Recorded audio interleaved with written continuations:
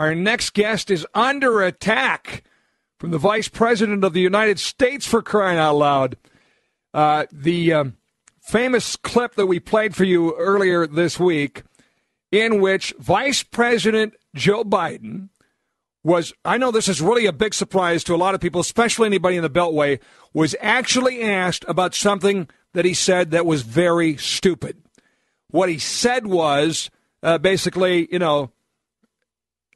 maybe Republicans that don't agree with us that we need more government ought to get raped and have somebody standing over them. That's what he said.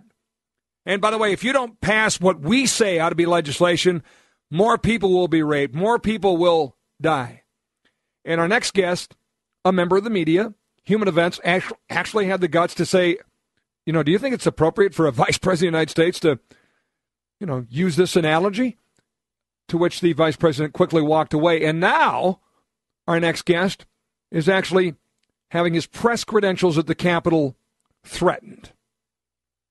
By the way, in true Biden form, the VP's office has actually made the request to the wrong press gallery. You can't make this stuff up. The gaffe prone Biden's at it again. Anyway, pleasure to welcome Jason Mattera from Human Events, a great conservative publication, to our program. Jason, how are you? Hey, Scott. Thank you for having me on. So how does the drinking from the fire hose environment feel these days? Listen, I enjoy it. I'm built for times like this. Heck, I grew up in New York City. Taking on some leftist politician is a walk in the park. What's really funny, though, and you just alluded to it in the lead-up to introducing me, is there's more attention focused on my tactic in getting Joe Biden, because I asked for a picture and then went for a question. So there's all this attention from the media on that.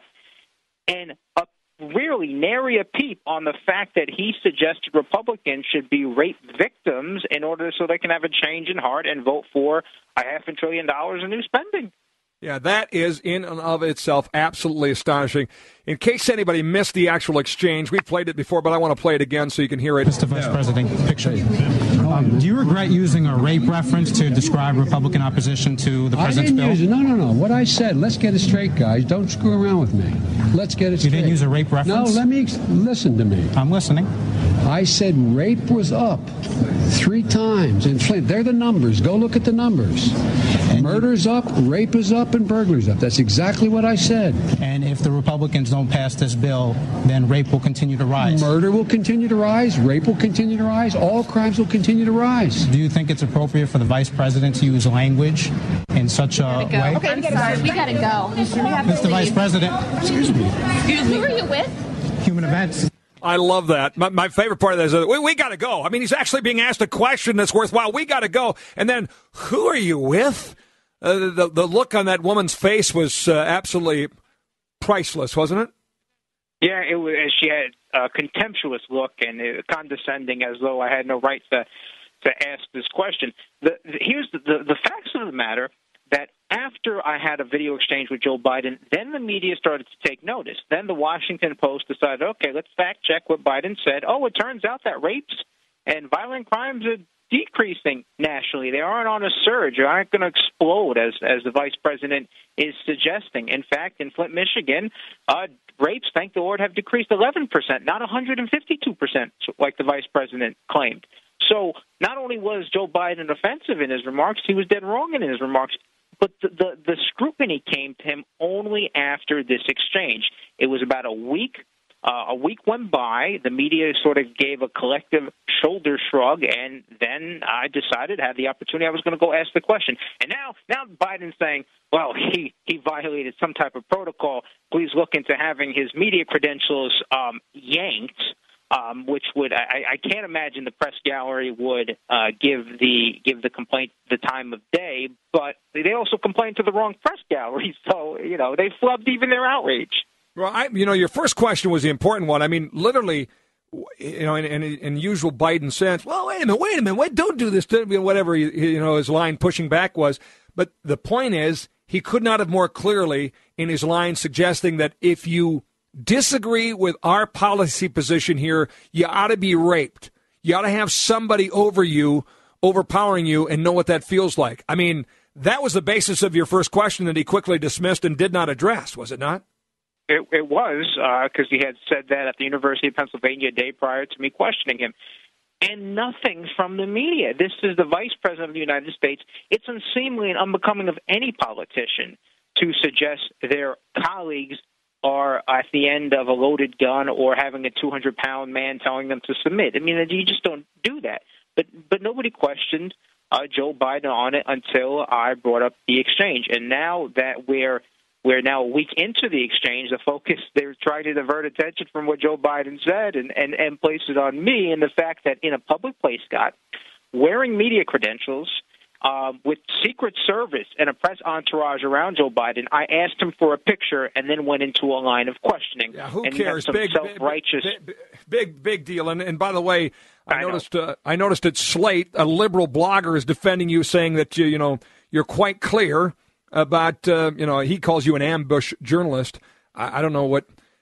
These people, what does an ambush journalist mean? One that actually asks the Vice President of the United States a question pertaining to his own words that he ought to be asked by every other card-carrying member of the media? What does that mean? But you're right. And ambush journalists have been celebrated, like 60 Minutes and Mike Wallace, who use undercover cameras and confront private citizens and trying to get them off guard. That's heralded as great journalism. They're given Emmys and Peabody Awards. But you have a conservative who does something, and it's not even in the same universe, because I'm wearing press credentials, I'm in a public place, and I'm questioning a politician, but I do it, and they use ambush journalists in a very derogatory manner, like, this kid doesn't know what he's doing, he has to learn from us. It's very sanctimonious, and it's why you and I call these people in the media drones. They're left-wing drones, and how this entire scenario is playing out is the reason why. No, and the other thing I would point out here, the tactics, as you say, really is silly. Look, I've interviewed many folks and said, can I have a picture before or after? Put it on the website. Look, it's the 21st century. You match up a photo. And by the way, was your intention, to use it as a quote-unquote way to get to sort of disarm him a little bit and then ask the question rather than shouting a question? I mean, is it fairly called a tactic? Yeah, that's fine. You can call it a tactic. The vice president is moving. He would never answer my question if I request, if I went and said, hey, can I get a sit-down interview about your rape comments? Yeah, he's not going to do it. So, yes, journalists sometimes do things to ask politicians uncomfortable questions. And the way I got to the vice president, you think, would have been heralded. And mostly, for the most part, you have the members of the media saying, well, this is a very clever and creative way to get the question out there. Now, Here's my big question, Jason. How many members of the media, the lame drones, have asked President Obama for photos? I wonder. And was that ever referred to as a tactic? Because the question that followed was probably a big suck-up rather than anything important. Hang on, we're going to finish this conversation on the other side of the break. Jason Mattera, Human Events with us. Don't go away. Chatting with Jason Mattera. Human Events reportedly confronted Vice President Joe Biden recently on his rape accusations against the GOP. And it's now a story because of a simple, basic journalistic premise. A source, in this case the vice president, asked a question which factually didn't pass the smell test by even the liberal Washington Post, for crying out loud. We're actually hearing about this story, so appreciate that very much. Are your credentials going to be revoked? Give us the latest on what's happening as a result of, again, basic journalism here. Yeah, no, they won't be. Number one, the Biden's office complained to the wrong credentialing committee. Number two, the people there are sensible. They're not going to want to set a precedent where you have any politician complain about how a question was asked in the manner. But most importantly, I didn't violate anything. So there's nothing really to complain about except for a question that wasn't written out ahead of time and allowing the vice president's message team and his spin doctors to go at it. So that's the only thing I'm in violation of, is asking a question that the vice president didn't like and catching him in an unguarded moment. In fact, Scott, more journalists should take notice. That's what we have to do. Politicians like to give us the spin. They like to frame the debate in these talking points, and we need more people going up to them and getting gut reactions so we can get frank answers, and where they're not allowed to consult with multiple people and even poll test their answers. We want real answers. We want real accountability. And what I did should be heralded, not because it's anything special about me, but that's how you go with proper journalism. You go and you ask a question, a simple question, a fair question, and put people, politicians especially, on the spot. Yeah, no question about it. And by the way, did the Vice President's office ever contact you and say, we didn't like your tactic, we didn't like da-da-da, or go right to the wrong credentialing officials to try and get your press credentials yanked? What was their tactic? Their tactic.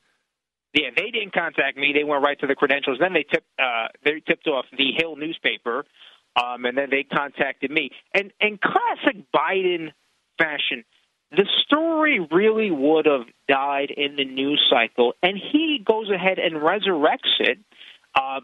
So now you and I can talk about it, and other media outlets can talk about it, and it really goes back to the thuggish Chicago mentality. So they don't like a question. They don't like the manner in which it was posed. Fine. Okay, I get that. Now you can ask a credentialing committee to yank media credentials.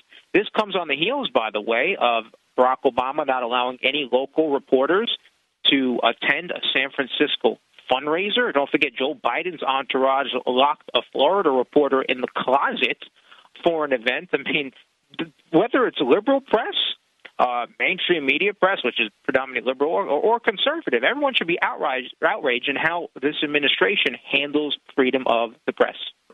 By the way, the infamous Al Franken, for listeners of ours in Minnesota that are continually embarrassed that he is actually a United States senator who stole that race, by the way, from Norm Coleman with a willing bunch of libs in the courts in Minnesota, didn't even know what was in the health care bill he voted for. We know that because of a previous confrontation of yours back in March of 2010. In case you missed it, here's a little bit of that. I'm sorry. And listen to me. Go ahead. Instead of interrupting me every time I say something. Okay? I'm listening. So how is it the job of the federal government, Sir, to provide Senator's infrastructure not taking questions right now. The for a healthy lifestyle? Questions right now. That was classic. One of the famous ones. Bring us back to that one, Jason. Yeah, well, he had no idea that there were provisions in the health care law he voted for that provided money for pretty much these construction of school playgrounds outside, jungle gyms. There was other provisions in the health care bill that was really providing that employers had to provide separate rooms for nursing. Now, this is just it's sort of odd to put that all in health care legislation because it's only going to increase mandates and drive up costs. It has nothing to reduce the cost of health care. But my point was to go and questioning him on specifics, and he had no idea. So he just kept hedging and said I was interrupting him. And then he got really testy because, Scott, I called him Senator Smalley at one point. Which, wow, man, you revisited, again, a factual part of his resume and his past. Gosh, darn it. Anyway, what were you, yes, he didn't appreciate that. It gave me a good laugh. I know it gave others a good laugh, but my God, I respect Al Franken. Here's another from Jason Mattera's greatest hits, and again, doing what reporters ought to be doing with the infamous Barney Frank. Listen to this one. With the bad economy and all, with the bad economy and all, do you think you can give me advice on how to start my own brothel? Well, you have experience in these matters. Maybe I can make some extra cash on the side. No, because you're really too silly to talk to. Too silly? Now you had one running out of your apartment. The house ethics committee, that was not. I know your buddies on the house cleared you, but you didn't think something was up? I mean, your house didn't smell a little funny at night when you returned? Oh my gosh! And this went on for about 3-4 minutes. He was the gift that kept on giving, right, Jason? Yeah, Barney Frank was so rattled that he actually at one point stepped into the wrong House office and then realized it wasn't his office. He had to come back out, and there I was with my camera, continuing the line of questioning. And, that was just a little funny jab at Barney Frank. I mean, my goodness, the guy did have a brothel running out of his basement. Somehow still he's a United States congressman. Said he didn't know there was a brothel being run out of his basement. It just sort of stretches belief. If there's a prostitution ring happening in your house, one would think you would know about it. One other quick one. John Podesta, former Clinton chief of staff, now big part of the Obama cabal, just from the outside with a think tank, was asked about hiring the famous green radical czar of the Obama administration, Van Jones, by you while he was entering a vehicle in D.C. Listen to this. Van Jones is trying to make this a country a better place. I would have to say I'm not sure about you. I see. A personal attack from John Podesta. Did you get any more of an answer than that?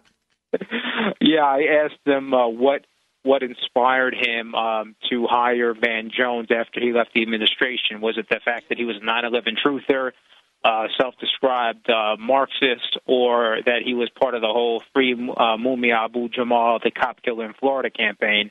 And that's when he sort of poked his finger at me and said, Van Jones was trying to help this country, and apparently I wasn't. So, well, I mean, yeah, I guess a 9/11 truther is welcome. That's Center for American Progress, where up until recently, John Podesta was the chief man over there. Incredible story. Amazing. By the way, all of these stories, I think, point out the fact that Joe Biden's staff claim they don't know who you are, you're unknown, or it sort of renders that all pretty silly too, doesn't it? I've been doing these interviews for years now and going after politicians where the media have given them a pass. The most notable probably was Charlie Rangel, where we were exposing, I was working for Michelle Malkin at the time, and we were exposing Rangel's corruption even before the media, a year before the media even got onto it. So much so that a year afterwards, CNN had acknowledged our work and said, Jason was actually on this case and Charlie Rangel's corruption and his unethical behavior before the House censured him, before other media outlets began to take notice. So you know how it is with talk radio and new media, Scott. We're always ahead of the game and the liberal media is always playing catch-up. Our job is to force them to scrutinize an issue like we did with Biden. Absolutely. Well, all I can say is job well done, doing the job of a journalist, unlike the lion's share of the rest of the media. And I still want to know how many of them have a picture with Obama before they accuse you of bad tactics. Jason Mattera.